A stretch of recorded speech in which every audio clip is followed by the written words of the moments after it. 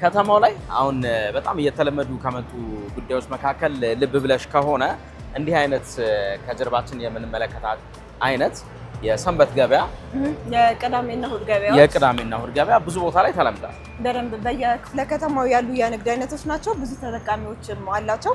ድሮ ሱፐር ማርኬቶች ላይ የምናገኛቸው የፍራፍሬ ምርቶች፣ የአትክልት ግብዓቶች፣ አስቤዛ የምንላቸው በተመጣጣኝ ዋጋ የሚቀርቡበት የገበያ አይነት ነው። እነዚህ የሰንበት ገበያዎች እዛው አካባቢው ላይ ላለው ሰው ከዛም ባለፈ ደግሞ ከተለያዩ ቦታዎች ላይ መጥተው ለሚገበያዩ ሰዎች እጅግ በጣም እፎይታ ሰጥቷል። ሰፈራ የተሻለ እናንተ አካባቢ በደንብ አለ። ለነገሩ መሽቶታል። ገበያው የሌላ ነው። በደንብ አለ። የሰንበት ገበያ በየክፍለ ከተማው ነው የሚገኘው። አሪፍም ናቸው፣ ተመጣጣኝም ናቸው። ብዙም ተጠቃሚ አላቸው። በቅርብ ጊዜ እንደመምጣታቸው አይደለም ያለው የንግድ እንቅስቃሴ። በጣም በርካታ ሰዎች እነዚህን የሰንበት ገበያዎች እየተመለከቱ እየተገበያዩበት ነው የሚገኘው። እኛም እንግዲህ ዛሬ በቻናል ዋን ገበያችን ምንም እንኳን አዘቦት ቀን ላይ ብንገኝም የሰንበት ገበያው ምን ይመስላል የሚለውን ልንቃኝ እዚህ 22 አካባቢ ተገኝተናል። ሰኞ ላይ ቆመን የቅዳሜና እሁድ የሰንበት ገበያ ምን ይመስል ነበር የሚለውን ይዘን መተናል። የዚህን ሳምንት የቻናል ዋን ገበያ የቢዝነስ ፕሮግራምን ያልፋል አሻግረና ማሊስ ደመላሽ ይዘን መተናል። አብራችሁን ቆዩ። ገበያውን እንቃኛለን። በየመሃሉ ደግሞ ፕሮግራሞቻችንን እናስመለክታችኋለን። ቸር ቆዩ። እሺ፣ ሰንበት ገበያ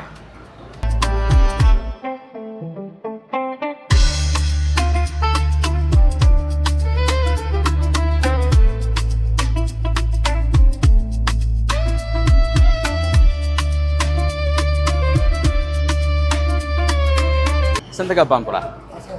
11 19 ኧረ እባክህ 11 ላለው እንዴ? ምን ሆኜ ነው? መቼ ነው የገዛው አትለኝም እንዴ?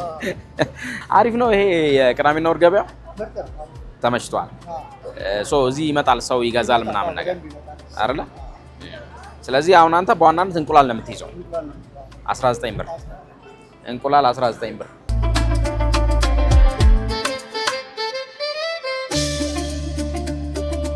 እንዴት ናችሁ? ፓስታ መኮረኒው አለ፣ ሩዙ አለ፣ ምስሯ አይደለ? ስንት ነች? 330 ለእናቴ እኮ ይዤ ልሄድ ነው። እንዴት ነው የሰንበት ገበያ? አሪፍ ነው? ጥሩ እየሄደላችሁ ነው? እናንተ ቅዳሜና እሁድ ነው እዚህ የምትሆኑት አይደለ? እዚህ ሰው ይመጣል ይገዛል። ዋጋውስ?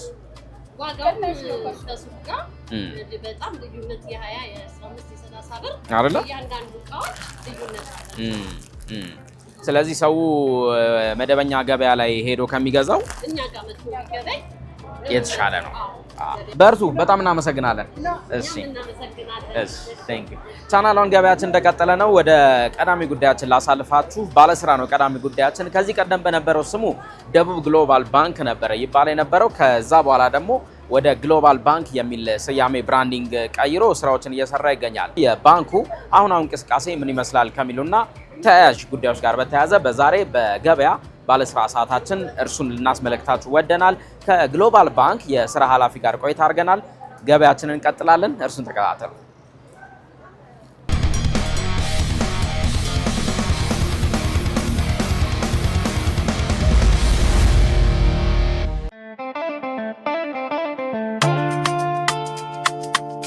ቢኒያም ፍቃዱ እባላለሁ። የግሎባል ባንክ ኢትዮጵያ የማርኬቲንግ እና ኮሚኒኬሽንስ መምሪያ ዳይሬክተር ነኝ። ግሎባል ባንክ ከተመሰረተ ጊዜ አንስቶ እጅግ በርካታ ስኬቶችን ነው ያስመዘገበው። በእድሜ ገና ትንሽ ነው፣ ገና 13ኛ ዓመቱ ላይ ነው ያለው አሁን በዚህ ሰዓት። ከተመሰረተ ጊዜ ጀምሮ ግን እጅግ በርካታ ውጤቶችን አግኝቷል። ውጤቶቹ በምን ይለካሉ ብለን ብንወስድ ለምሳሌ ከተደራሽነት አንጻር በዚህ ሰዓት ዛሬ ላይ ወደ 245 ቅርንጫፎች አሉት። ይህ በጣም ትልቅ ተደራሽነት ነው። በአዲስ አበባም በመላ ሀገሪቱም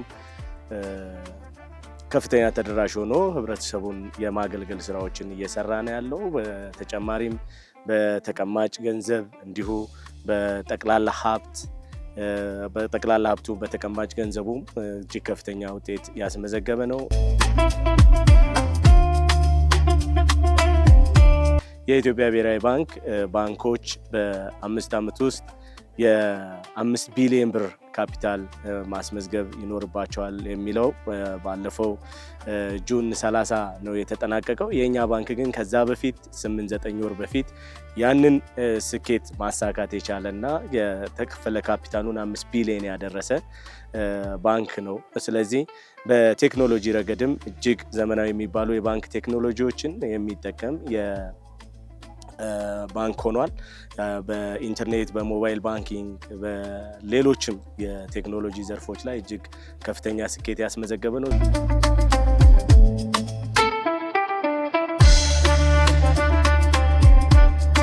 በዚህ የ13 ዓመት ጉዞ ውስጥ ከዋናው ነገር ደግሞ ሊለካ የሚችለው ትርፋማነት ነው።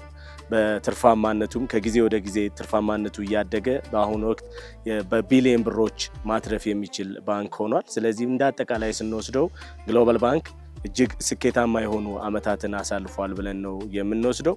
ከ2500 በላይ ለሚሆኑ ደግሞ እንዲሁ ሰራተኞች የስራ እድልን የፈጠረና በአገሪቱ ኢኮኖሚ ውስጥም ወደ 24-25 ቢሊዮን ብር ገደማ ወደ ኢኮኖሚው በብድር መልክ ያሰራጨና የሀገሪቱንም ኢኮኖሚ በሚችለው አቅም እየደገፈ ያለ እሱንም እያሳደገ የመጣበት ሂደት ነው ያለውና ስለዚህ አጠቃላይ ግሎባል ባንክ ባለፉት አመታት እጅግ ስኬታማ የሆኑ ጊዜያቶችን ነው ያሳለፈው ማለት እንችላለን።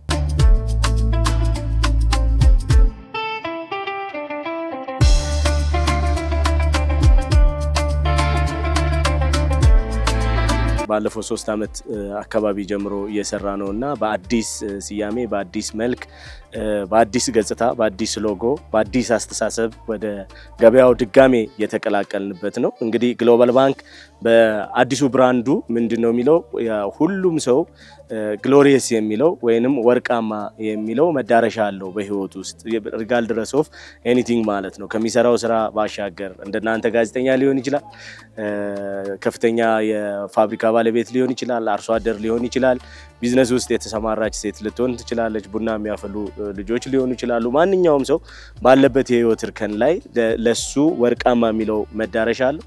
ስለዚህ እንደ ግሎባል ባንክ እዛ ወርቃማ መዳረሻ ጋር እንድትደርስ ብርቱ አጋር ነኝ ብሎ ነው በብራንዱ እንደ ፊሎሶፊ የሚያምነው። ስለዚህ ያን ብርቱ አጋርነት ደግሞ የምናረጋግጠው በጉዞ ማብቂያ ላይ ስኬታችን የጋራ ነው የሚሆነው የሚል ስለዚህ ለጋራ ስኬታችን የሚል ሞቶ ዞ ነው የመጣው። ሪብራንድ ካደረግን በኋላ እጅግ በርካታ ነገሮች ናቸው የተለወጡት።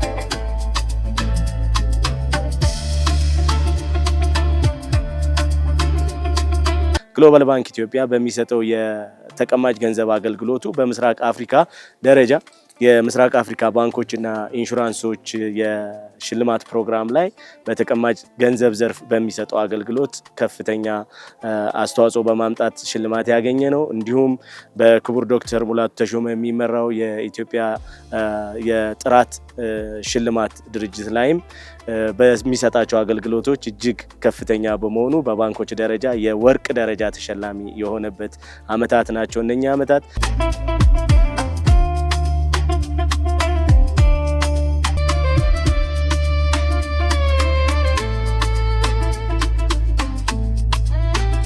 ታረም ደስ የሚለኝ በተለያዩ በቅርቡ ሲወሩ የነበሩ በማህበራዊ ሚዲያዎችም በሌሎች ሚዲያዎች ላይም የተነሱ ነገሮች አሉ። የግሎባል ባንክ ኢትዮጵያ ወደ 18 የሚሆኑ ከፍተኛ የስራ አመራሮችን ከስራ አግዷል የሚል አንድ ዜና ወጥቷል። 18 የሚለው በጣም መሰረታዊና በጣም ችግር ያለበት ዜና ነው። የዜናውንም ምንጭ ሳያጣሩ የሚመለከታቸውንም የስራ ኃላፊዎችም ይሁን የባንኩን አመራሮች ሳይጠይቁ የተሰራ ዜና ነው። ኢንሲደንቱ አለ ወይ የታገዱ ሰዎች የሉም ወይ የሚል ከሆነ ጥያቄ የታገዱ ሰዎች አሉ፣ ግን 18 አይደሉም። የታገዱ አመራሮች አሉ። አዎ ፕሬዚደንቱንም ጨምሮ አንድ ምክትል ፕሬዚደንትና 3 የመምሪያ ዳይሬክተሮች ታግደዋል። በድምሩ 5 የሚሆኑ ናቸው ከፍተኛ አመራር የምንላቸው። ከዛ ውጭ ያሉት 13 የበታች ሰራተኞች ናቸው። በአሰራር ሂደት ውስጥ ግድፈት ፈጥረዋል፣ ችግር ፈጥረዋል ተብሎ የታሰቡ ሰዎች ለጊዜው ታግደዋል። የማጣራት ስራ እየተሰራ ነው። ተጣርቶ ንጹሃን ንጹሃን ሊኖሩ ይችላሉ ተመልሰው ወደ ስራቸው የሚሄዱ ችግር ያለባቸው ደግሞ ሊኖሩ ይችላሉ በማጣራት ሂደት በምርመራ ሂደት ውስጥ ጥፋተኛ ሆነው ደግሞ ከተገኙ የሀገሪቱ ህግ በሚፈቅደው የብሔራዊ ባንክ በሚያስቀምጣቸው የህግ አግባቦች የሚዳኙ ነው የሚሆነው መሰረታዊው ነገር ግን ግሎባል ባንክ ኢትዮጵያ የተባረረበት 18 የሚሆኑ ከፍተኛ የስራ ኃላፊዎች የለም የሚለውን ነገር በጣም አጽንኦት ሰጥቶ ማንሳት ይፈልጋል ከዛ በኋላ እንግዲህ ግሎባል ባንክ ምን ላይ ነው ያለው ከተባለ በተገዱ አመራሮች በኩል ሌሎች መስራት የሚችሉ በጣም ከፈብል የሆኑ ባንኩን ይዘውት ወደፊት መራመድ የሚችሉ አመራሮችን በቦታው የመተካት ስራ ተሰርቷል ስለዚህ እነኚህን አመራሮች ደግሞ ራሳቸው ከችግር እንዴት ልንወጣ እንችላለን የሚለውን የራሳቸውን ስትራቴጂ የራሳቸውን ፕላን ይዘው የመጡበት ሂደት ነው ያለው እሱንም ለአጠቃላይ ሰራተኛው ኮሙኒኬት ያደረግንበትና ሰራተኛው በዛ መልኩ ባንኩ አሁን ካለበት የበለጠ አሁን ተወዳዳሪ ነው ትርፋማ ነው የበለጠ ስራዎችን እየሰራ ነው ያለው ወደፊት ደግሞ ከዚህ የተሻለ ስራዎችን ሰርቶ በኢንዱስትሪ ውስጥ አንቱታን ካተረፉ ባንኮች ውስጥ የሚመደብበትን ሂደት ለመፍጠር እጅግ በርካታ ስራዎች እየሰራን ያለ ነው ስለዚህ ወደፊት የተሻለ ውጤት እንደምናመጣ ወደፊት የተሻለ ነገር እንደምናደርግ ባለሙሉ ተስፋ ነን እንዲህ አይነት ነገሮች ይፈጠራሉ ሌሎች ባንኮች ላይ የነበሩ አይነት ነገሮች ናቸው ለግሎባል ባንክ የተለየ ወይም ከሰማይ የወረደ አዲስ ነገር አይደለም በአሰራር ሂደቶች ውስጥ ግድፈቶች ይኖራሉ ግድፈቶቹን ተከትሎ በጣም ሃይሊ ሬጉሌትድ የሆነ ኢንዱስትሪ ስለሆነ በዛ መር ጥፋተኞች ጥፋተኝነታቸው እየተጠየቁ የሚሄዱበት ነገር እንዳለ ሆኖ ባንኮች ሰርቫይቭ ሲያደርጉ የተሻለ ሲሰሩ እንደውም አምና ወይም በጥፋቱ ወቅት ከነበሩበት ጊዜ በጣም የተሻለ ውጤታማ እየሆኑ ሲሄዱ ያየንበት ሁኔታ ነው ያለው ለምን ቢባል ትማራለህ ማለት ነው ከተሰሩ ስህተቶች ከተፈጠሩ ነገሮች እየተማር ቀዳዳዎቻችንን እየደፈን ስለምንሄድ በጣም የተሻለ ግሎባል ባንክ እንደ ስሙ ግሎባሊ ኮምፒት ሊያደርግ የሚችል በግሎባል ደረጃ ሊወዳደር የሚችል ባንክ ይሆናል እንደ ሞቶ ወይንም ደግሞ እንደ መሪ ቃሉ ለጋራ ስኬታችን ከሁላችሁም ጋር የምንሰራበት ዘመን ወደፊት እንዳለ ይሰማናል ለሱ ደግሞ ሁላችንም የድርሻችንን ለመወጣት ዝግጁ ሆነን እየሰራን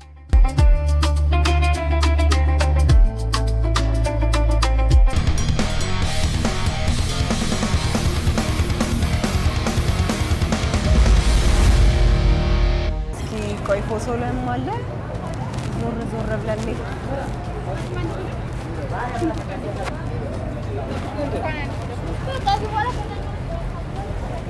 አረረረ ግስጣ አንተ ነው ለና ሰላም ነው አለን ይሄ ግስጣ ነው ስሙ ስንት ነው ኪሎ 150 ታማሪው ገበያ አሪፍ ነው ምንም አይልም በማጋውት ውስጥ እንዴት ናቸው ቆንጆ ነው በጣም ቆንጆ ነው ተጠቃሚስ ተጠቃሚ አዎ ይሄ እንደምታይ ነው እየተጋፋ ነው የሚገዛል እየተጋፉ ነው እያይሻቸው ሁሉም ነው ሽንኩርት 75 ብር 75 ብር ገባ ዋጋ ማን ነው የሚያወጣላችሁ ሙሉ በከተማ ነው የሚወጣው በከተማ ተተምኖ ነው ማለት እንደ አዲስ አበባ እንደ ኮመን ዋጋ ይወጣል ማለት ነው ሙሉ ተተምኖ የገበያው ሁኔታው እንዴት አይተዋል የቅዳሜና እሑድ ገበያው እንዴት አይ ቆንጆ ነው ሳምንቱ ጠብቆ ነው መጥቶ የሚገዛው አሪፍ ነው ብዙ ተጠቃሚ ያለ ተደራሽ ነው ለታሰባለ አዎ ምን ጥያቄ አለ የትኛው ከያስካቸው አትክልቶች ውስጥ የትኛው ዋጋ ጨመረ አሁን በተለይ ደግሞ ባል እየደረሰ ስለሆነ ቲማቲምና ድንች መጠነኛ የቲማቲም ወቅት አይደለም ነው አሁን እኮ እንደውም ዘንድሮ የተሻለ ነው ሌላ ጊዜ በዚህ ሰዓት እኮ ቲማቲም የለም ውግ ብቻ ነው የሚለው አሁን ግን የተሻለ ምንም አይደለም ትንሽ ጭማሪ ያለ አሁን እዚህ 65 ብር ሱቅ ላይ አስተውለሽ ከሆነ 190 ብር ነው የሚሸጥ የተሻለ ነው ምንም አይደለም ሌላው አሪፍ ነው ሽንኩርት አሪፍ ነው አሁን ጊዜው 75 ብር ተለጠፈ አይተሽ ያበረ ቀን ይያይሽ ደረቅ ሽንኩርት 75 ብር አለ አንደኛው ማለት ስለዚህ እንደ ከተማ የሚወጣላችሁ አንድ ዋጋ አለ በሱ መሰረት አላችሁ ማለት ነው አሪፍ እና አቀምሻም አለ ለምፈልጉ ደንበኞች ከብርቱካን ልቅመስ ወይስ ከአናናስ እመለሳለሁ እሱ የምቀምሰው ምን ይሻለኛል ብርቱካን ልቅመስ ብርቱካን ልቀምስ ነው ብርቱካን እስከሚመጣ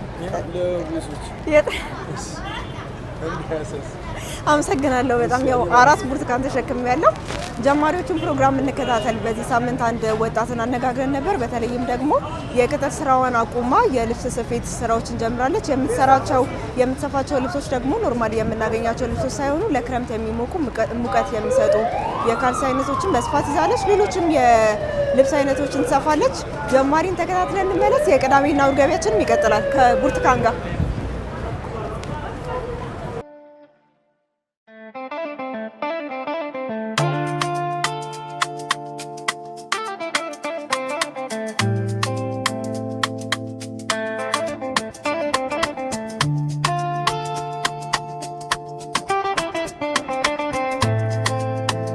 ቃልኪዳን ዘነበ እባላለሁ። ፋሽን ዲዛይነር።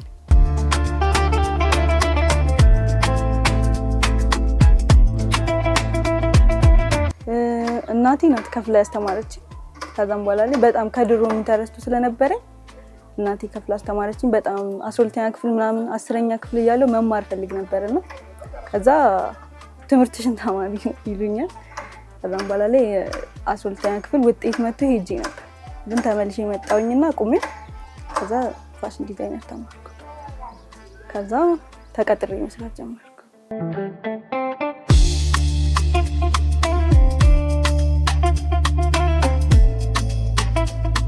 ከድሮም በጣም መማር ፈልግ ነበር፣ መስራት ፈልጋለሁ። ልብስ ምናምን ህፃኑኝ ራሱ ለአሻንጉሊቶች ምናምን ሰራ ነበር። ከዛ አጋጣሚን ሳገኝ ተማርኩ። እናቴም ፈቀደችልኝ ተማርኩ።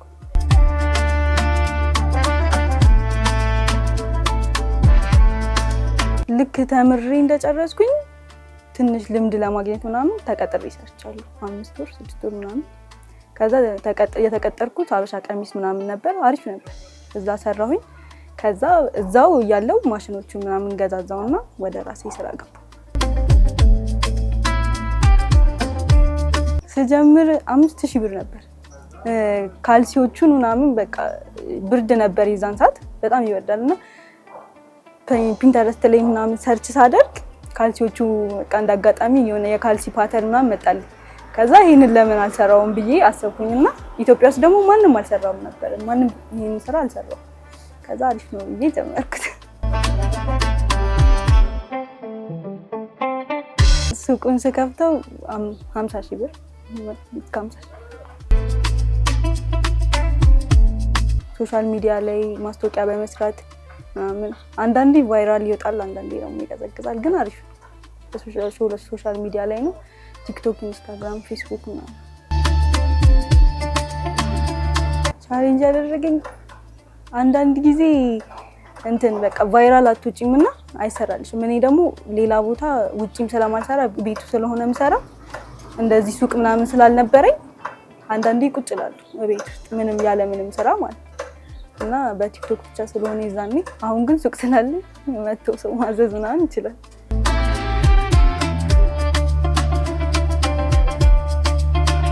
አሁን ይሄንን ከጀመርኩ በኋላ እኔ ሞስት በቃ በጣም መስራት የምፈልገው ሀበሻ ቀሚሶችን ምናምን ነው፣ ጥልፍ ምናምን። ከዛም በኋላ ላይ በጣም ማሳደግ ነው ፈልገው ትልቅ እንደ ጋርመንት ምናምን መክፈት።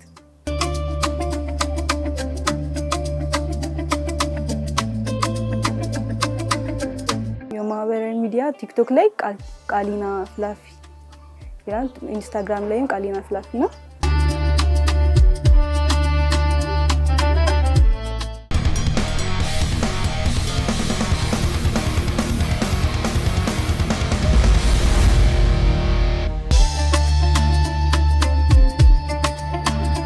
የበሰለ አቮካዶ አለ። ቲማቲም አሁን ወቅቱ አይደለም እየተባለ ነው። እንዴት ናችሁ? ሰላም ነው? ቲማቲም ስንት ነው? 65 ወቅቱ ነው እንዴ? አሁን የቲማቲም ብዙም አይደለማ፣ ጨምሯል ይባላል። ቲማቲም ቆስጣና ቲማቲም ክረምት ላይ አይችልም። አውቃለሁ እኮ አይዞህ። አሪፍ እናመሰግናለን። አሁንም አንድ ፕሮግራምን ላስከትል። ቲማቲም ወቅቱ አይደለም ተብለናል። ያው ክረምት ላይ ቆስጣና ቲማቲም ውሃ ስለማይችሉ የምርት መጠናቸው ከሚቀንሱ የአትክልት አይነቶች አንዱ ናቸው። ስንት ገባን ደግሞ እንከታተል። በዚህ ሳምንት የስንት ገባ መረጃችን ላይ ያካተት ነው የህትመት ዋጋዎችን ነው። በተለይም ደግሞ የተለያዩ ቲሸርቶች ላይ፣ ማጎች ላይ የማስታወቂያ ስራዎችን የሚሰሩ ወጣቶች አሉ። ስለዚህ ህትመት ስንት ገባ፣ ቲሸርቶችን፣ ማጎችን ማሰራት የምትፈልጉ ተመልካቾች ስንት ነው እናጣራ። ስንት ገባን ተከታትለን እንመለስ። ስኳር ድንች ነው። ስንት ነው? ሰዋ። ጥሩ የክረምት ምግብ ስኳር ድንች። በስማም ሌላው ክረምት ድንች ስንት ነው? 35። ሌላው ክረምታችንን የምናደምቅበት ከበቆሎ ቀጥሎ ድንች 35 ብር።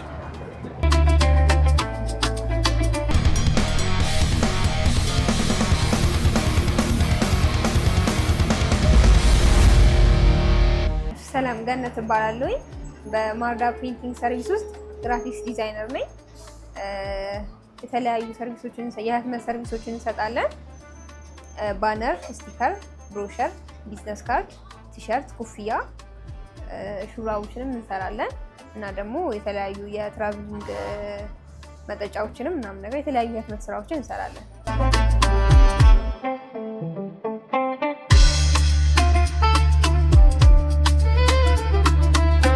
ቲሸርት እንደ ከለራቸው ይለያያሉ። ነጭ ቲሸርቶች ፊት ፕረስ ስለሚቀበሉ ከ400 ብር ጀምሮ ማሰራት ይችላሉ። ጥቁር ቲሸርት ሲሆን ደግሞ የህትመት ከለራቸው ታይፓቸው ስለሚለያይ ከ600 ብር ጀምሮ እንደ ህትመት ሁኔታው እንትን እያለ ይሄዳል። ቢዝነስ ካርድ ከ3 ብር ጀምሮ ይሰራል። ከ3 ብር ጀምሮ ይሰራል። አንድ ቢዝነስ ካርድ 3 ብር ነው። ብሮሸሮችም አሉ። የፎሩን ከ23 ብር ጀምሮ እንደ ከለሩ አንዳንዴ ቀለም የሚወስዱ የህትመት ስራዎች ስላሉ በጣም ህትመት ቀለም የሚወስዱ እና ፎንዶ የሚባሉ አይነት ከለሮች ከሆኑ ትንሽ ሊጨምር ይችላል እንደ ከለሩ ሁኔታ። ካልሆነ ግን መደበኛ ፍላየሮችን ከ23 ብር ጀምሮ፣ ቢዝነስ ካርዶችን 3 ብር፣ የተለያዩ የሰርግ፣ የልደት፣ የምርቃት ለስጦታ የሚሰጡ እንትኖችን እንሰራለን። ማግ ደግሞ ከ400 ብር ጀምሮ አለ። የተለያዩ ለስጦታ የሚሆኑ ማጎች አሉ። ትራፕሊንግ ማጎች ደግሞ ከ800 ብር ጀምሮ አሉ። ትራፕሊንግ ማጎች ለሃይኪንግ ስንወጣ ወይ ደግሞ ጉዞ ላይ ስንሄድ ምናምን ነገር የምንይዛቸው የውሃ መጠጫዎች ናቸው። የድርጅት ሎጎ ታትሞባቸውም ሊሆን ይችላል። የግለሰብ ፎቶም ጽሁፍም ምናምን ተለጥፎባቸው ሊሆን ይችላል። ከ800 ብር ጀምሮ አለ። አንጸባራቂ ያለን ቲፕስ የሀገር ውስጥና የውጭው ይባላል። ሁለት አይነት ናቸው። ከ450 ብር ጀምሮ ፒሶች አሉ። ከፊትና ከጀርባም ፕሪንት ይደረግባቸዋል ማለት ነው።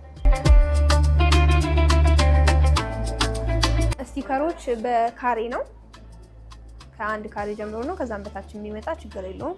በካሬ ተደርድሮ ስለሆነ ፕሪንት የሚደረጉት አንድ ካሬ ስቲከር 600 ብር ነው የሚሰራው። ባነርም ደግሞ 600 ብር ነው። ለድርጅቶች የሚሰሩ የገቢ የገንዘብ መቀበያ የማውጫ በተለያዩ ፓድ ኢፎር አለ፣ ኢፋይፍ አለ። ከዛን ትልልቅ ሳይዞችም አሉ፣ ትናንሾችም አሉ። ኤሲክስ የሚባሉት እነዚህ ምግብ ቤቶች ላይ ምናምን ነገር የሚጠቀሟቸው የተለያዩ ደረሰኞችን እንሰራለን። ከዛን ስፔሻል ፔፐር ፕሪንቶች የሚባሉ አሉ፣ የምርቃት የሰርግ ካርዶችን እንሰራለን። ከዛን ቢዝነስ ካርድ ደግሞ አለ። ቢዝነስ ካርድ ሆኖ ከዛ ላምኔትድ የሆነ ከዛን ፍሮስትድ ላምኔት የሆነ እንትኖችን አሉ፣ ቢዝነስ ካርዶችም አሉ። ደረሰኙን ከ360 ብር ጀምሮ አለ። ላምኔት ቢዝነስ ካርዶች ዋን ሳይድ ላምኔት 15 ብር ነው። ቱ ሳይድ ሲሆን ደግሞ 30 ብር። ግን ብዛት የሚኖረው ምናምን ነገር አይነት ከሆነ ይቀንሳል፣ 20 ብር ነው። ሁለቱም ሳይድ ፕሪንት ሲሆን ማለት ነው። አይዲ ያሉ ከነ እቃዋ ማስገቢያዋ እና ከነ ዚህኛዋ ማለት ነው። ከነዚህኛዋ ሙሉ ይሄኛው ህትመት የሚቀበል ነው። እነዚህ አይነት ማንጠልጠያዎች ህትመት የሚቀበሉና የማይቀበሉ አሉ።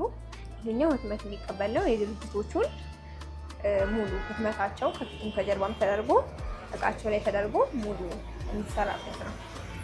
ይሄኛውን ከነ ሙሉ ከነዚህኛው ከነ አይዲ ላስቲኳ ሙሉ 350 ብር።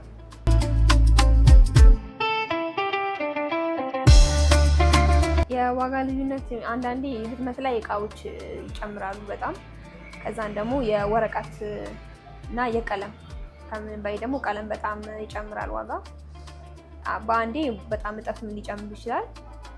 እንደዛ ሊሆን ስለሚችል አብዛኛውን ጊዜ ህትመት ላይ ፕሪንት የሚደረጉ ነገሮችን ቀለም ነው ዋጋቸውን ልዩነት እንትን የሚለው። ከዛን ደግሞ አንዳንድ እቃዎች ደግሞ አንዳንዴ ሊጠፉም ይችላሉ። ለዛ ነው የዋጋ ልዩነት የሚያመጣው። ይሄ አውቶማቲክ ቲከሮች ነው። አብዛኛው ጊዜ ለትላልቅ ድርጅቶች የሚጠቀሙት ነው።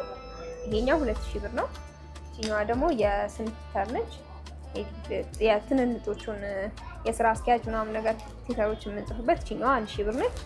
ይሄኛው ደግሞ ሄዲንግ ፒተር ነው ትላልቅ እንትኖችን ጽሞችን የምንጽፍበት ይሄኛው 650 ብር ነው። እዛን ክብ ማህተብ አለ። ይሄኛው ክብ ማህተቦችን የምንጽፍበት ነው ስፕላሽ ፒተር ይባላል። ይሄኛው 600 ብር ነው። እኛን ማግኘት የሚፈልግ ሰዎቹ ከመጡ መገናኛ መተባበር ህንፃ አንደኛ ፎቅ ላይ 105 ቁጥር 105 ኤ ነው። ከአንበሳ ጫማ ጎን ቢመጣ ማግኘት ይችላል።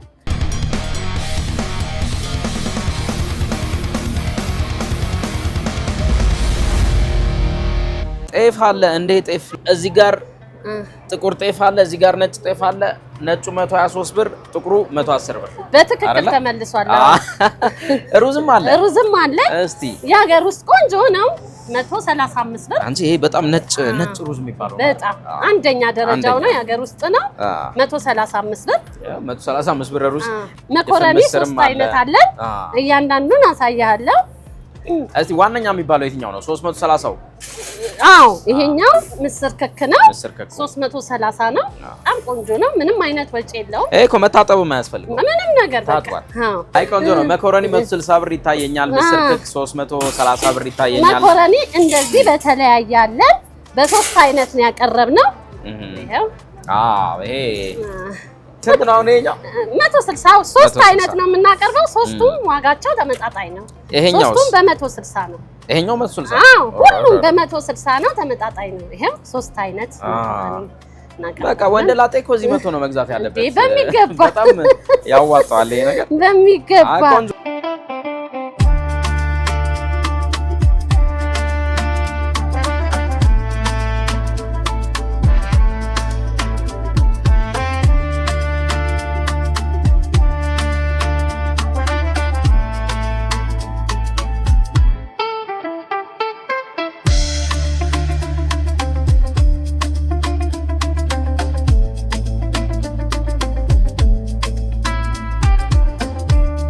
ሰላም እንዴት ናችሁ? ሰላም ነው አለን።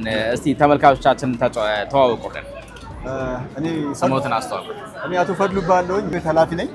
እንግዲህ እንደምታዩት በሰንበት ምግቦቻችን ስታንዳርዱን የጠበቀ በጣም ጥራት ያለውና ፍሬሽ የሆነ የአትክልትና ፍራፍሬ ምርት በብዛት ነው የቀረበ የሚገኘው። ይሄ ሞቅ ያለው ገበያ ነው አይደል? ሞቅ ያለው ገበያ ነው። ውስጥ ካለው እዚህ ገበያ ላይ አትክልትና ፍራፍሬ ምርት ይቀርባል። የኢንዱስትሪ ምርቶች በተማሳይ የሸማች ምርቶች በጣም በዝቅተኛ ፕራይስ ነው የሚቀርቡት፣ በተማጣኝ ዋጋ ይቀርባሉ። እንዲሁም ደግሞ የከተማ ግብርና ውጤቶች እና እንቁላልን የማሱት ይቀርባሉ። በዛ ልክ በሁሉም ገበያዎች ሁሉም አይነት ምርቶችን አቅርበን ማህበረሰቡ ተጠቃሚ ያደርግ የምንገኘው። ስለዚህ ሰው ዘንቢሉን ይዞ መውጣት ነው የሚጠበቅበት። ከሰው የሚጠበቅበት ዘንቢሉን ይዞ መውጣት ብቻ የሚጠበቅበት።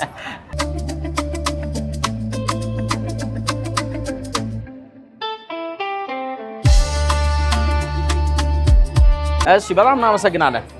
በርቱ። እሺ እንቀጥላለን ተመልካቾቻችን። በቻናሏን ቴሌቪዥን ቻናሏን ገበያችን እንደቀጠለ ነው። ወደ ቀጣዩ ጉዳያችን ላሳልፋችሁ። የሳምንቱን መረጃዎች ነው የምናስመለክታችሁ። በሳምንቱ የተሰሙ የተለያዩ መረጃዎች አሉ። የኢትዮጵያ ንግድ ባንክ ከሀገሪቱ አጠቃላይ ሕዝብ 30% የኔ ደንበኞች ናቸው ሲል መናገሩንም ሰምተናል። እርሱንም በተከታይነት እዚሁ መረጃችን ላይ የምናስመለክታችሁ ይሆናል። እነዚህና ሌሎች መረጃዎችን ጨምሮ ማህሌት ደመላሽ የሳምንቱን የቢዝነስ ጉዳዮች ትነግረናለች። እኛ እንቀጥላለን።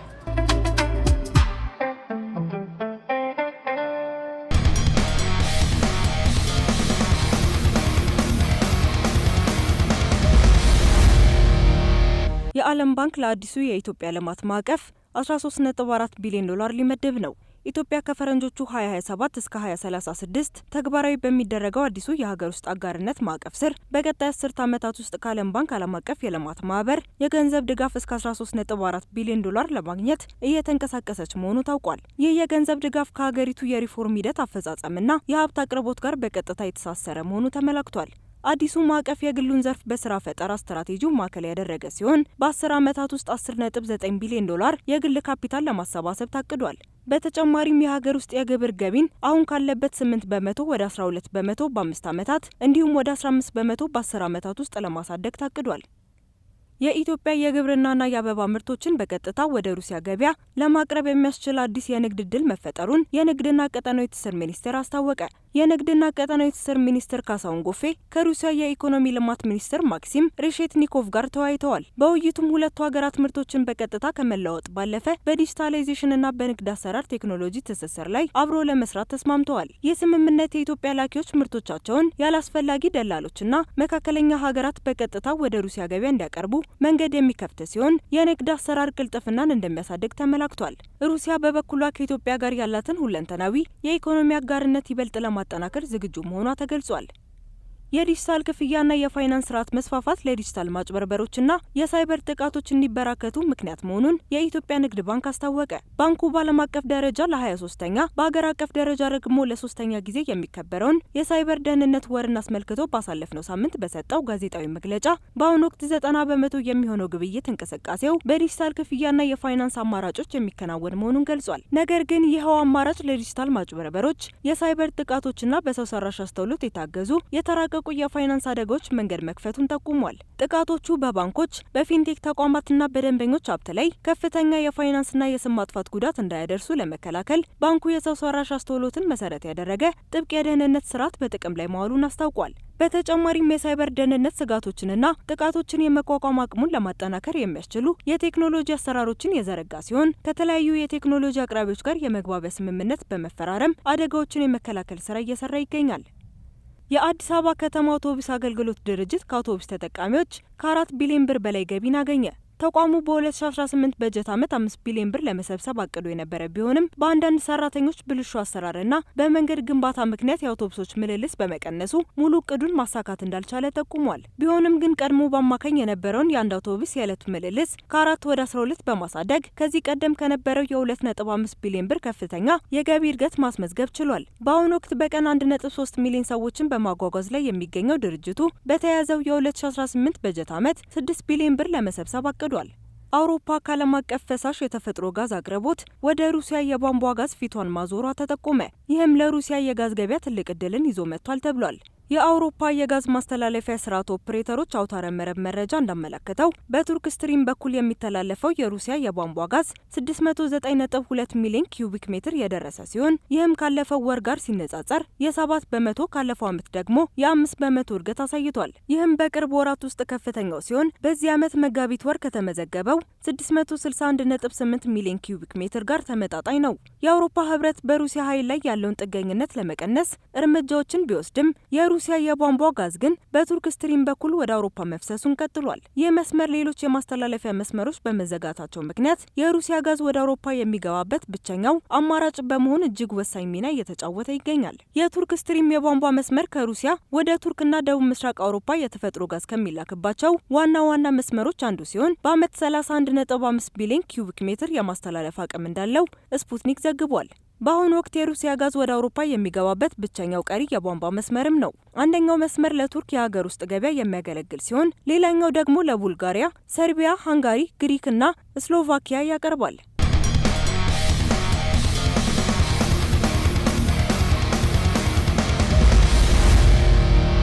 ቲማቲም አለ፣ ድንች አለ፣ ምን የሌላለ ምን የሌላለ የሚባለው እዚህ ነው። በጣም ብዙ ነገር ነው ያለው። ማይ ይሄን ስኳር ድንች በቃ ቤት ልቀልቢያቸው ነው። ትናንሹ ነው የሚጣፍጠው ይባላል። ስኳር ድንች ደግሞ ማሳየት ነበር አይደል? እመለሳለሁ። አይ ይሄን ሁላ ምን ልታረጊ ነው? ልቀልቢያቸው ነው ቤት። የክረምት ምግብ ደግሞ ቤተሰብ ነን። ምን አላት ሁለት ፍሬ ስኳር ድንች። አይ የአመቱን በጀት በቃ በዚህ እንትን ልትይ ነው። ዋጋውም ነው እንዲህ እንዳበዛ ያደረገኝ አይደለ? በጣም አሪፍ ገበያ አይደለ? በጣም አሪፍ ገበያ፣ ብዙ ተጠቃሚዎች አሉ። እንደምትመለከተው ኪስንም አይጎዳም ዋጋው። ምርቶችም ደግሞ በስፋት አሉ። መታጣ የለም። ዋጋዎቹ በጣም የሚገርሙ ዋጋዎች ናቸው። እኔ ደስ ብሎኛል ባየሁት ዋጋ። እንግዲህ ማህበረሰቡን መጥቶ እየሸመተ ነው። እንዲህ አይነት ገበያዎች በጣም ብዙ ቦታዎች ላይ እንመለከታለን። ሰው ቀረብ እያለ ዘንቢሉን ይዞ ወጥቶ ሸመት እያደረገ መግባት ይችላል። ይሄንን ሳናደንቅ ማለፍ አንወድም። ዋጋ ዝርዝርም ተለጥፏል። እዛ ጋር እያዩ ስንት ነው መከራከር ምናምን የለም። በቃ እየተጠበቀብን ከፍለን መሄድ ነው። በጣም ደስ የሚል ደመቅ ያለ ሰፈርንም የሚያደምቅ ለተጠቃሚም ደግሞ በጣም አሪፍ የሚባል የገበያ አይነት ነው የቅዳሜና እሑድ ገበያ። ቻናል ዋን ገበያችን በዚህ ላይ ያበቃ ነው። የዚህን ሳምንት የቻናል ዋን ገበያ የቢዝነስ ፕሮግራምን ያልፋል አሻግርና ማሪስ ደምላሽ ይዘን መተን ነበረ። እጅግ በጣም የምትወዷቸው የቻናል ዋን ቴሌቪዥን ፕሮግራሞች ደግሞ ይቀጥላሉ። ቸር ቆዩ። ስኳር ድንች ውሰጅ ደግሞ አስረሳኝ ብለሽ